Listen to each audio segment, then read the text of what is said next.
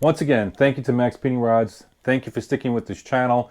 Thank you for listening to this monkey talk for these 4th gen F-bodies. Install final review of this shifter from maXpeedingrods. And I gotta say, with the 15% off coupon that they're giving me to give to you, and it's phenomenal.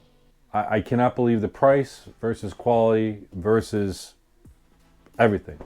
And man, not bad. Oh yeah, I'm gonna wait because I want you to click that like button. I want you to click that subscribe button because half of you out there that are watching these videos are not even subscribed. So please subscribe to the channel. Help support the channel. Help me review some of the stuff that's out there. And yeah. All right, boys and girls. We're going to go ahead and pull out this 4th gen F-body center console for the maXpeedingrods shifter install. But one key thing here. We see guys struggling with this right here where it doesn't go all the way up and you have a hard time getting the center console out. There's an easy way around here. Check it out. All 4th gen F-bodies. I'm hoping that this is going to come out. Did you see this right here? I'm holding this with one hand and doing this. It's hard to show, but it's spring loaded, that little piece that I showed you before. I'm just pushing down. It's kind of a little pain to get to. Boom. Once you know you got it right, let's bring it back in here. I'll show you closer.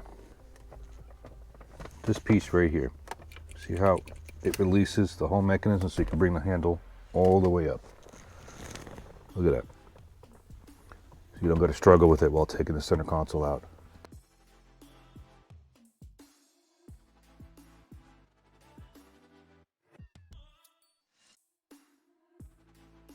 On these 4th gen F-bodies, the center console is really self-explanatory how to take it off. Very simple, a few bolts and a couple of wires, and that's it. The whole center console comes right out. So I'm not going to go into a tutorial for that. But once you get down to the transmission tunnel, you have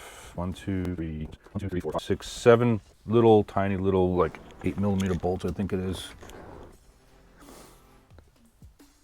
This car has obviously been apart before, but some of the cars that have not been apart, sometimes this is hard to peel off because it's like it sticks to the actual frame of the car, or it's like got a lot of dirt or whatever it is. So, and then this is the meat and potatoes of.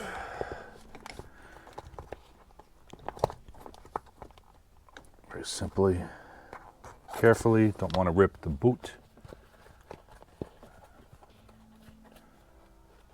And boom, there goes your shifter. Very simple. Got the short shifter in here, or I'm sorry, the short stick. Does that stick look familiar?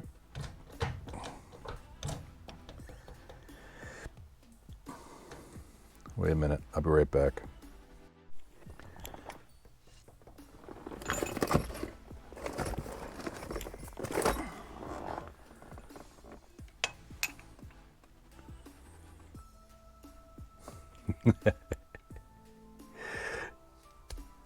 Does that look familiar? We all know where I got this from.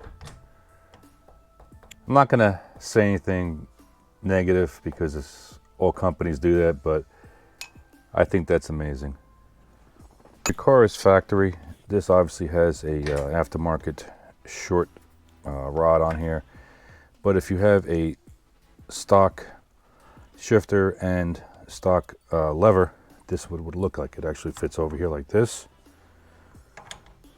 versus something like this. So just as a note, besides your basic tools of what you're going to need to do this, is that you're going to need some silicone, which I'm just using any old black silicone, and very importantly, Loctite. So let's go pull this off and install the new shifter. This is a 13. Let's see if I could do it with this little baby. Yeah.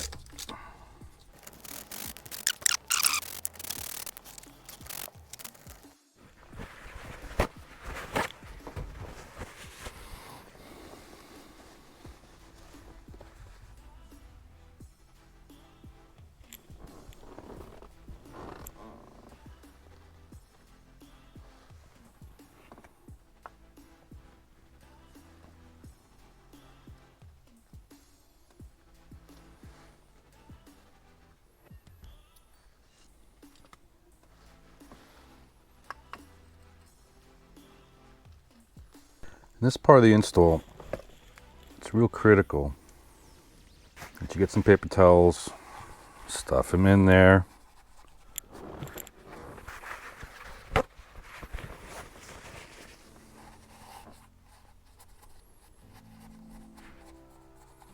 Very simple, very easy.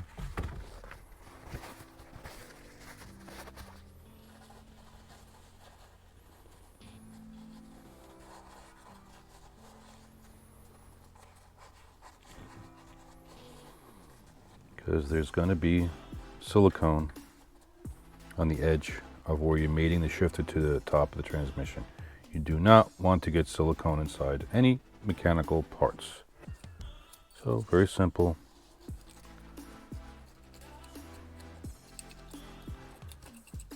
I don't recommend using a grinding wheel or any other sorts, simple razor blade. Because you gotta remember, it's aluminum. You don't want to mar up the surface. You just want to remove. So what I'm gonna do is simply, just to give the silicone a little bit more biting surface, I'm just gonna scratch up the surface. This is what I do. You don't have to do it. It just I find that this helps the silicone stick.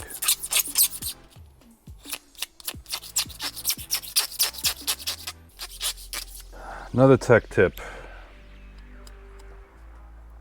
See this nylon bushing? Check this to make sure this is not cracked. It's in good shape. They sell brass versions of this. I was going to use that. I actually have one, but this is in really good shape. I don't need to replace it. So it's really good. No pitting, no marring, no cracking. It's good shape. All right, she ready to be popped on.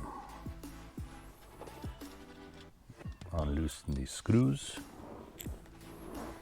with the Allen head, the Allen wrench provided. Just bring them all the way up. Very simple.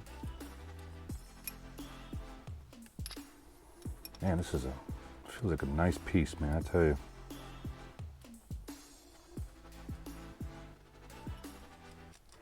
All right, it's free to move. Nice spring action.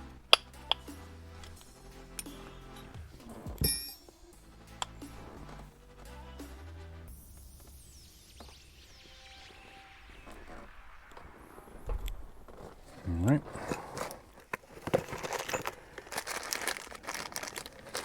We got screws for the shifter and screws for the base.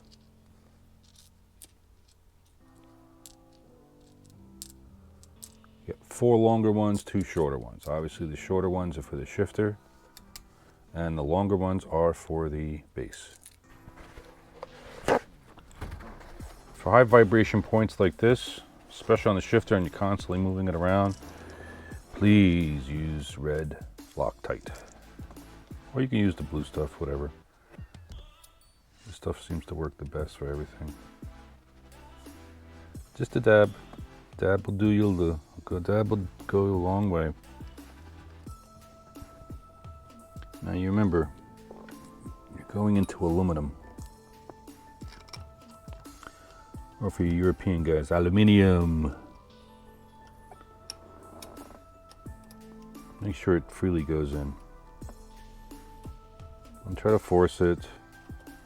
Very simple. Line up the holes, stick it in. That's what she said.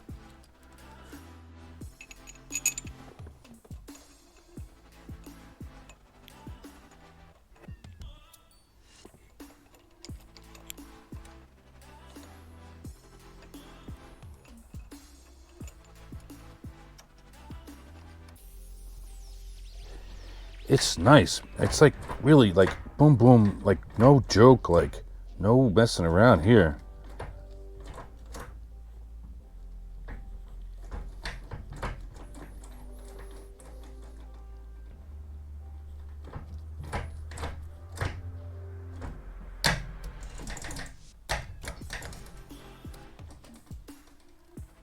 Super cool. All right, very simple. to adjust the bump stops over here, which is totally not necessary, but they always seem to put these things in here. Just where it touches the shifter or the rod in here, back off just a tiny bit. Boom. You don't want it touching, but you don't want it, you want just a tiny little bit of airspace there.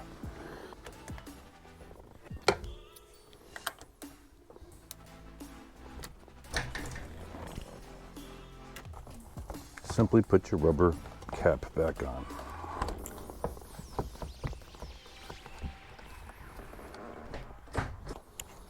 So what we're going to do is we're going to bolt it down, maybe trim just a little bit around over here. But the purpose of this is to keep the outside elements from getting on the inside of the car or all that kind of good stuff. So kind of really don't want to make that hole too big, but I think we're okay over here.